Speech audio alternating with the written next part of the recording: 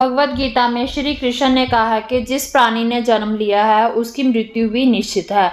लेकिन पौराणिक कथाओं में ऐसे 8 चिरंजीवी हैं जो मृत्यु के बंधन से मुक्त है। इन्हें सप्त चिरंजीवी कहा जाता है। चिरंजीवी यानी चिरकाल तक जीवित रहने वाला।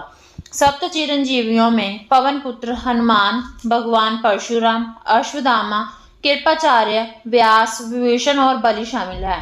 इनके साथ एक और चिरंजीवी है, ऋषि मार्कंडे।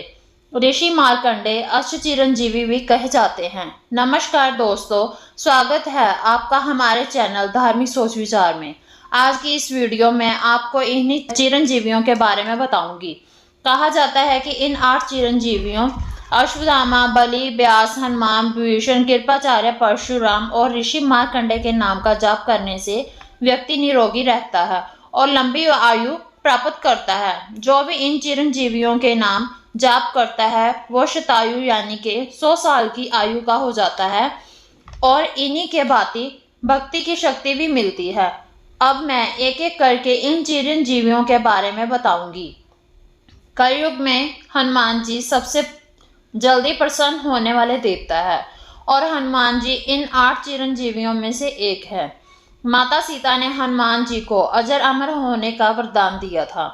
माता सीता ने लंका की अशोक वाटिका में श्री राम का संदेश सुनाने के बाद आशीर्वाद दिया था कि वे अजर अमर रहेंगे। अजर अमर का अर्थ है कि जिसे ना कभी मौत आती है और ना ही बुढ़ापा। हनुमान को शक्ति का इसलिए स्रोत माना जाता है क्योंकि वो चिर युवा है। भगवान कृपाचार्य महाभारत के अनुसार कृपाचार्य कौरवों और पांडवों के कुल गुरु थे। यह गौतम ऋषि के पुत्र हैं। इनकी बहन का नाम कृपि था। कृपि का विवाह द्रोणाचार्य से हुआ था। कृपाचार्य अश्वत्थामा के मामा हैं। महाभारत युद्ध में कृपाचार्य ने भी पांडवों के विरुद्ध कौरवों का साथ दिया था। अश्वत्थामा अश्वत्थामा ग्रंथों में भगवान शिव के अनेक अवतारों का वर्णन भी मिलता है। उनमें से एक ऐसा अवतार भी है जो भी आज भी पृथ्वी पर अपनी मुक्ति के लिए भटक रहा है। अवतार है गुरु द्रोणाचार्य के पुत्र अश्वत्थामा। जब कौरवों और पांडवों में युद्ध हुआ था, अश्वत्थामा ने कौरवों का साथ दिया था। महाभारत के अनुसार अश्वत्थामा काल, क्रोध, यम व भगवान शंकर के सम्मिलित अवतार थे। अश्वत्थामा अत्यंत शूरवीर और क्रोधी स्वभाव के योद्धा थे। धर्म ग्रंथों के अनुसार श्री कृष्ण ने अश्वत्थामा को चिरकाल तक धरती पर भटकने का श्राप दिया था। अश्वत्थामा के संबंध एक प्रचलित एक मान्यता है कि मध्य प्रदेश के बुरहानपुर शहर से 20 किलोमीटर एक किला है जिसमें प्राचीन शिव मंदिर है, जहां के स्थानियों का कहना है कि अश्वत्थामा प्रतिदिन शिव मंदिर में पूजा करने आते थे। ऋषि मार्कंडे भगवान शिव के परम भक्त है। इन्होंने तप कर भगवान शिव को प्रसन्न किया और महामृत्युंजय मंत्र को सिद्धि के कारण चिरंजीवी बन गए।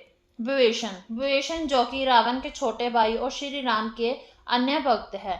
जब रावण ने माता सीता का हरण किया था तब विभीषण ने रावण को श्री राम से शत्रुता न करने के लिए बहुत समझाया। इस बात से रावण ने विभीषण को लंका से निकाल दिया और विभीषण श्री राम की सेवा में चले गए और धर्म का साथ दिया। कहा जाता है कि विभीषण भी इन 8 चिरंजीवियों में से एक है। राजा बलि जो कि शास्त्रों के अनुसार राजा बलि भक्त प्रहलाद के वंशज है। बलि ने भगवान विष्णु वामन अवतार को सब दान दिया था, इसलिए इन्हें महादानी कहा जाता है। राजा बलि से श्री हरि अति प्रसन्न थे। इसी वजह से श्री विष्णु राजा बलि के द्वारपाल भी बन गए। इन 8 चिरंजीवियों में से एक है ऋषि व्यास। इन्होंने चारों वेद ऋग्वेद, अथर्ववेद, सामवेद और यजुर्वेद चारों वेदों की रचना की। इन्होंने 8 पुराणों की भी रचना की। परशुराम भगवान परशुराम विष्णु के 6वें अवतार है। परशुराम के पिता ऋषि जमदग्नि और माता रेणुका थी। इनका जन्म हिंदी पुराण के अनुसार वैशाख मास के शुक्ल पक्ष तृतीया को हुआ था, इसलिए वैशाख माह को शुक्ल पक्ष में आने से अक्षय तृतीया कहा जाता है। ये थे 8 चिरंजीवी जो कि हजारों सालों से जीवित है। आपको ये वीडियो कैसे लगी कृपया हमें कमेंट बॉक्स में बताएं। अगर आप इस चैनल पर नए हैं तो कृपया सब्सक्राइब करें, लाइक और शेयर भी करें।